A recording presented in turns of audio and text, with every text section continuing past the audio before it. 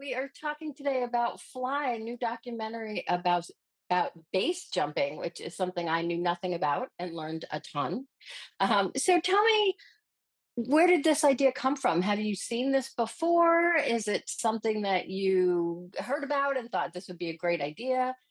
Yeah, it's something we heard about. We have a number of climbing friends, and one particular climbing friend said, "You should go out to the Yosemite. There's a lot of these climbers that are jumping off cliffs instead of walking back down."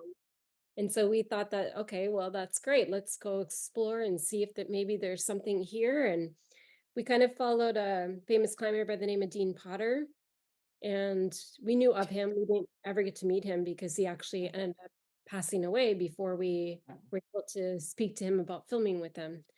And we kind of decided at the moment that we didn't want to do a film about somebody that had died, but we wanted to do a film about this community because we saw that it was just so full of life. And even though many people kind of perceive it as a cult and adrenaline junkies, we saw the opposite. And so we started just filming with them, and we met Jimmy, and Jimmy and Marta introduced us to Yeah. Scotty, and Scotty introduced us to Espen, and it kind of went down that road, and that's how it really began. So why did you choose these three couples specifically? There's a lot of reasons. One is they all make a living from the sport. Hmm, And I think that okay. was something that we decided that was one of the directions we wanted to go in, is we wanted to profile people that are actually doing this sport day in and day out every day, because it makes it a much different story when you're talking about relationship aspects, is that Yeah. they're in it all the time. Versus there's many people in this community that will jump a few times a year, Okay. or that do not make money out of it. They actually have other jobs. And so I think that was something that we thought was a little bit unique, because it is Mm. a specialty and there's only a good handful that really, this is their livelihoods. At the beginning, there was someone that you briefly interviewed, not a jumper, who said, "We are trying to love life and live life, and they're trying to cheat death." I thought that was so interesting. Is that, I know you said you weren't portraying them as adrenaline junkies, but was that something that really stuck out with you, that they're cheating death in a sense? I don't think it necessarily stuck out with me per se. What I think we were trying to do there is to show that the outsider perspective is that Mm, that's a lot of how I think they're perceived to begin with, is that they're people that are trying to cheat death. And we wanted to show, like, basically what it looks like from if you're standing on the ground looking up. Like, what are your thoughts around that? And then very quickly switch it into the mind mm. of these individuals. And so we tried to create a picture that would be you or I on the ground watching these guys fly by. And what are we thinking about? What is our perception? Like, is it beautiful? Is it scary? Oh my God, these guys are crazy. And then Yeah. flip it to be that, now you're in with these individuals. You're in their mindset. You're trying to understand from them why they do this. Yeah, let's talk for a second about the visuals because, of course, they're incredible and amazing and scary as hell, in my perspective. Where did that footage come from? How much of it was yours? How much of it was either drone footage, or how much was specifically what they had given you? Yeah, it's a variety. All the GoPros came from the flyers, many of the Okay. flyers.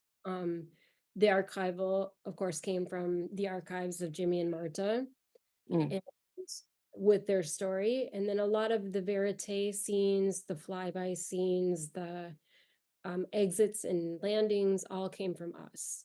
And so, okay. and then the helicopter footage and the drone footage was also something that we pursued. I think it was really important for us to try and bring the viewer as close as we could to the beauty of human flight. So we have to find ways, because neither Shaul or I are jumpers. We're not skydivers. We have no idea what it's like to have a camera on us as we're flying through the air. And so we sourced a lot of footage in that sense to give different perspectives and cut it in a way that you can Mm. view it from both their perspective, but also a perspective of somebody on the ground or in a helicopter, and trying to just show different ways visually. In addition to that, it was really the audio that also we wanted to enhance, because Mm, that is something that you the first few times I ever witnessed it, I was more enthralled by the sound it makes mm. from So afar, flying by you.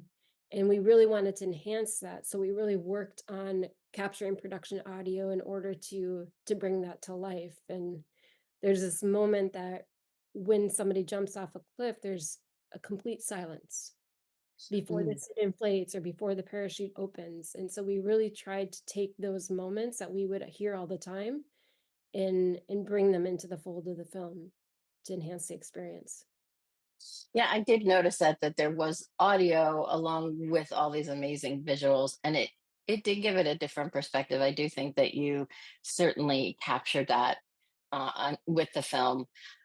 So to me, in a sense, these people are kind of portrayed a little bit as like nomads, and it's almost like an addiction that they go and all these different places. And but at the same time, there was this cohesive group, this family, when they meet every year in Vegas, and just the feeling of, hey, let's have a party, and it's we're a family. And even with the wedding scene, that was amazing. So talk to me a little bit about that, because you said you wanted to portray them in such a way that they really aren't these cheating death type people. They are a really cohesive group.